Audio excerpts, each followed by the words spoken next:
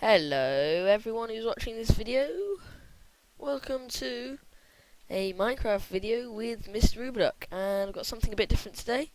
Today is a tutorial on how to build my 3x3 door, which I showed earlier. I have made some improvements, i.e. made the whole mechanism 2 blocks narrower than it was, so I'm very pleased about that. And that one is my broken one. Sorry about that. Go over here. And you can see, still works fine. So, let's begin building, shall we? Right. To start off with, I'm going to tell you that in this build, we will be using 3 colours, red, blue and green, just to define the different sections that make up this build, so it's easy for you to follow along as a viewer. So yeah, I'm always thinking about you. So without further ado, let's begin. So the first circuit we need to build is one that will push the 2 middle blocks of the door into place. So say these are the other blocks of my door. These 2 are the missing ones. So this circuit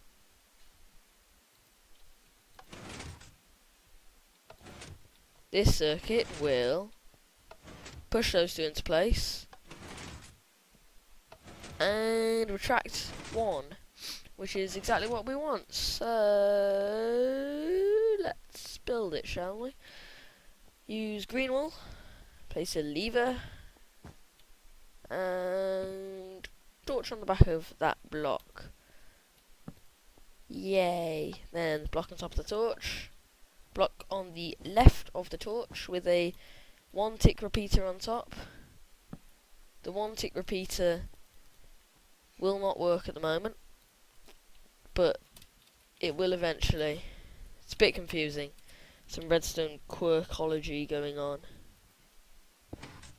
So you then want to place a dust on top of the block that repeater is facing into. Torch next to that, piston next to that dust, block next to dust as well, torch, and then piston on top of that torch. You then want another torch on the side of that block with the block on top, and then place your pistons. So you want 2 at a diagonal to this block, and then your 2 door blocks there, and see, it doesn't work, so it needs to be on 2. Yay! Perfect. Now, the next part of the circuit is this double piston extender, which is a very compact version I designed, and I'm very pleased with it. So there you can see it in action, and this is how it fits into the actual circuit. Comes off this input block, goes around here, and then here is the circuit. So as you can see, it works. 1 tick. That is very annoying. Right.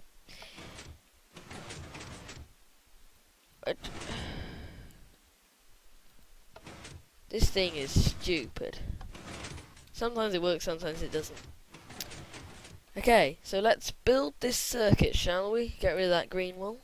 Use the red wool. So what we want is a dust by this input block.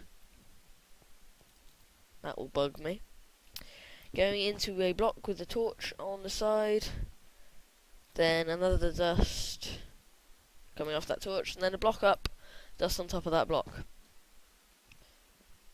You then want a block with a 1-tick repeater on top, and then by the block that repeater is on top of, you want to place a piston with a block on top. Very important block.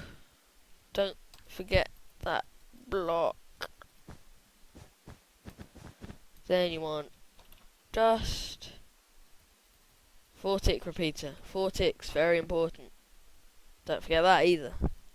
Then you want another block with dust, and another block, torch, another block, another torch, another block, another torch. Now you want a dust there. You also want a floor block coming off that dust. This has to be a floor block just because it's level with your floor, surprisingly. Now place 2 blocks there. This one with a 2-tick repeater and this one with a 3-tick repeater. Finally, place a piston on top of that block with another door block on top. So, will this work? Will that work? Yay! You might have to mess around with that depending on coordinates or something. I'm not sure, but it does work if you get it right. And now you can see the 2 hard blocks are taken care of in a very compact space. So, yeah. Be happy, not sad. Now, the final bit of the circuit, the easy bit of the circuit, is getting these other pistons to close. So, here I have shown the door and all the pistons needed to retract these blocks. So, these pistons are the ones we need to power now. I've taken care of these, so here is the circuit that takes care of them. That fence gate you can hear, it's here. If you watch my last video, you know what this is for. It's caused an update on this piston, just to make it a lot more compact. And this can be replaced with a redstone lamp if the opening noise annoys you. But a fence gate is instantaneous, so there's no 1-tick delay for that piston, so choice is yours really. So actually this is how it builds into the circuit. Comes around here, up there, and you have this input thing here. So let's do that. I'll just grab a half slab and also grab a fence gate. Off we go! Hopefully I'll remember how to do this, because this is the weird bit. Right, so this lever input here is not very convenient, so we're getting rid of that. We're getting, just for look's sake, a different coloured block. This bit can be a bit annoying. Place a torch under that, and then put your torch back, and then you need down here a repeater, and then 2 dust, and this is now your input.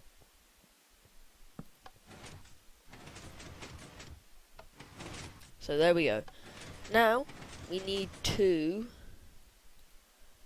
hope I don't forget this, let's first add in our pistons, shall we? Let's grab a sandstone. Doink, doink, go up and across. Need one there. These will be your blocks. These 2, either side of that, are the frame blocks. Sorry. And then on this side, simply piston, and we're good to go. So we need, right, yes, like this, 3 blocks, block,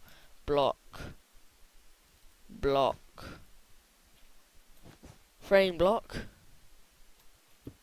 there, frame block, another frame block. If you're using a fence gate, you need to put a block under there first.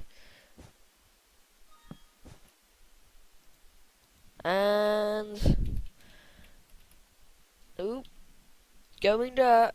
No monsters, please. And then on top of here we need that. So that's our basic framework. Now all we need to do is place a torch there. And wire this up with dust. Repeater on this block. And then dust. So it should look something like this. So you have a sort of arrowhead thing. Yeah. And then this line. Whatever. Now place a slab, an upside down half slab there. Another one. Oh no. There. Dust, dust. And then dust. And voila! You have an opening and closing 3x3 piston door. So, yes, thank you very much for watching. If you have enjoyed this video, I would really appreciate it if you dropped a like down in the clicky green button section thing down there. And, yeah, thank you very much for watching. I hope you have a wonderful day, and see you next video.